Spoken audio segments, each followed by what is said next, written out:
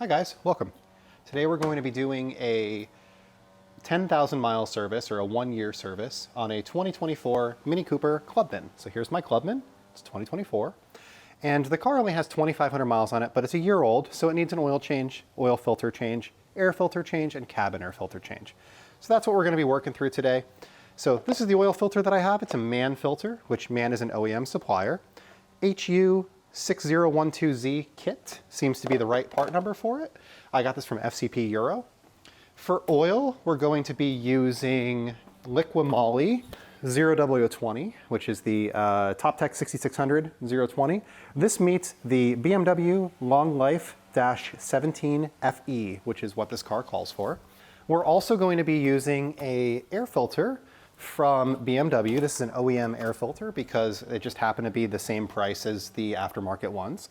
13718480931 is the part number, and all of these will be down in the description, so you can just hang out and watch the video if you'd like. We have a cabin air filter. This is a Hengst.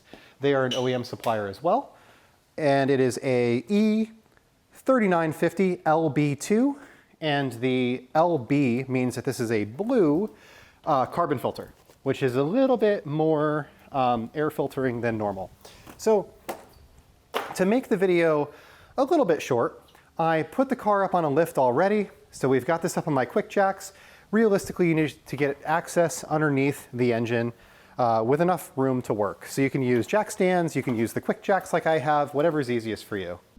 So underneath the car, you'll find a little trap door that you can have these quarter turn tabs and it'll just pop open. The front one has the filter in it. You can see that in my hand. It's in a plastic filter housing that uses a 32mm nut to unscrew it. It's a little hard for me to show this with the camera angle, but if you pop that door open, you'll see it right there. And then the rear one actually has the drain plug, and the drain plug in this case is a 17mm. So that filter has a part number right on the end of it, and we'll see that this actually matches the same part number as the replacement. It just snaps into this filter housing, so you just pull on it and it'll unsnap like I just did on camera. Let's grab our new filter. We'll compare the two to make sure that they're the same part number, and there's a part number right on the end of it that we can see matches. Then we're going to take this and we're going to snap it into the plastic housing. It just pushes and clicks into place. Then we can take the housing and we can screw it back in. Now, in the end of the housing, you're going to find there is a small plug. So right in the middle of the 32mm, there is a T55 hex that is actually a drain plug for the housing.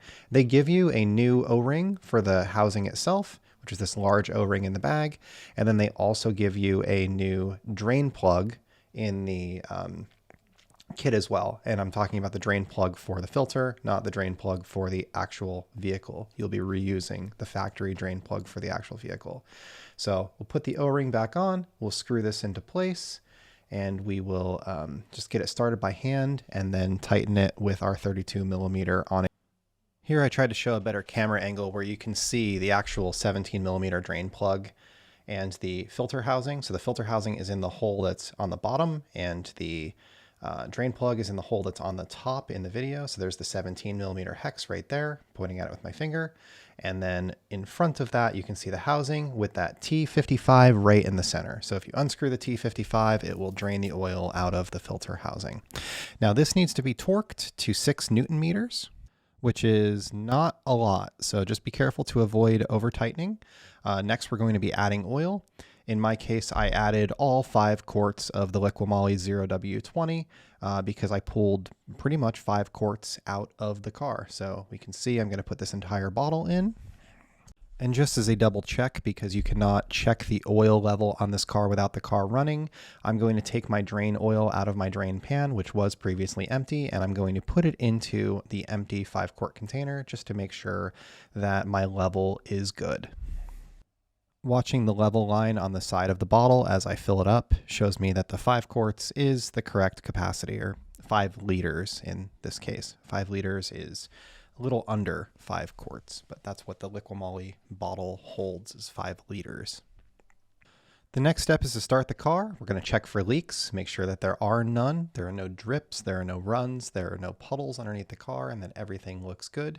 We need to let the car warm up to operating temp in order to check the oil level using the combi unit.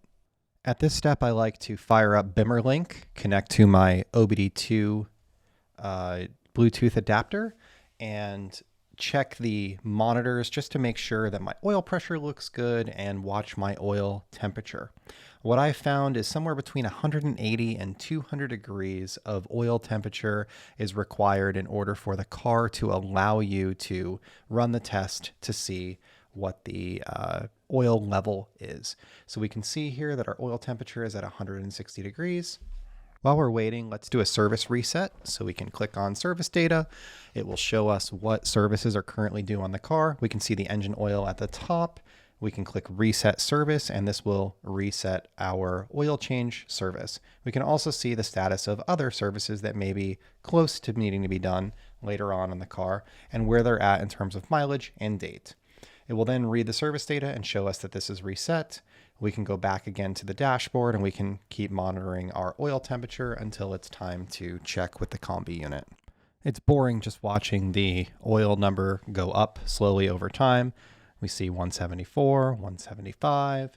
Eventually it'll get to 180, and that's when the Clubman allowed me to run the test.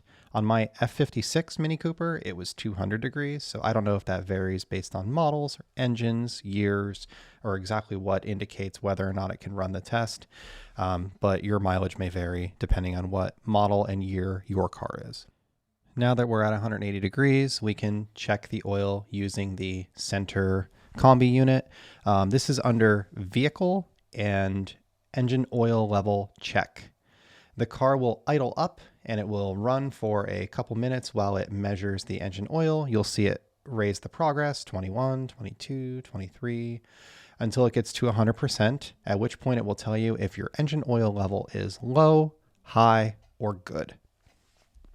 On my car, this process took 1 minute and 6 seconds before it said engine oil level okay on the screen to indicate that my level is good. And you can see on the side, there is a bar that shows the max line, min line, and where you are. So now we're going to shut the car off and we are going to start on the air filter replacement. Don't forget to unplug your OBD2 adapter if you are using BimmerLink.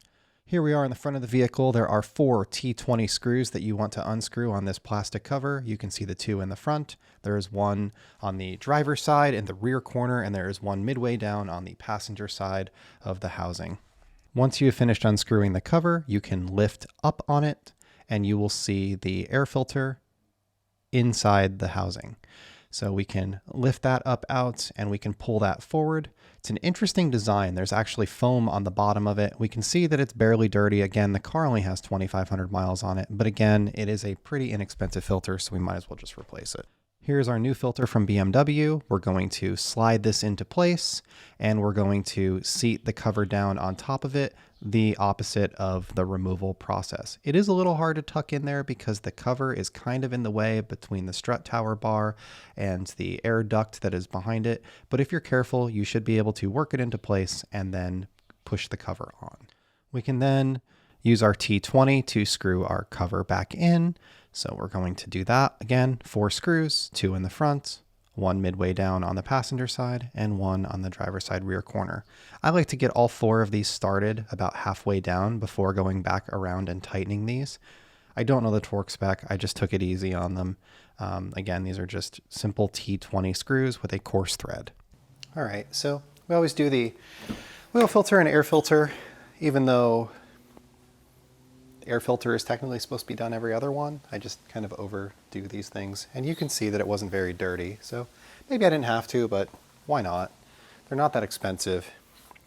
So the next thing we're going to do is the cabin air filter. That's actually located here behind this plastic cover in the passenger side kick well. So we're going to take that off.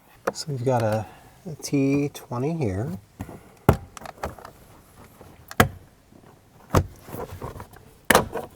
Go.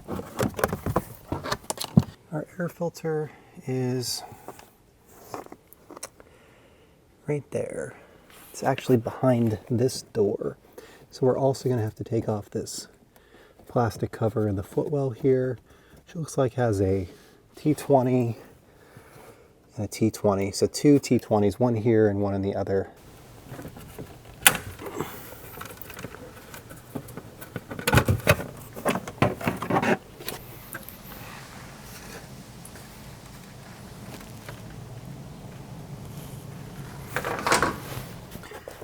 And right where my thumb is, there's a latch. Just pop that open like that. And the air filter is actually going to come out in 2 pieces. If you lift up slightly on the door, it will come unsnapped. There's just 2 hinges with like little pins that sit in a socket. There's a little paper tag, so we're going to pull the top filter out first. As you can see here, it does kind of rub on some of the things that are underneath. You just have to work it out. And then the bottom one, you're going to lift up and then again pull out through the same hole. It's a little bit easier to get the bottom one out than the top one because you have a little bit more room to work with. Then the installation goes the reverse. There's a tab, and that tab is on the side that is out and towards the back of the vehicle. You'll notice that there is an arrow on the filter. There's also an arrow on the housing right below the filter. We're going to work it in, and once we get the bottom piece in, get it straight, we can tuck it down into the slot where it belongs. Just work it a little bit and you'll get it in there just fine like that. And then the top one is going to slide in over the top of it. Once you get both in, just make sure that the tabs are nice and flat and that everything looks flush. We're going to take our door and we're going to snap it back on. Again, there are just 2 pins and it just sits in a little pocket. It's a little hard to show here. We're going to snap the door back in and then we will shut the door.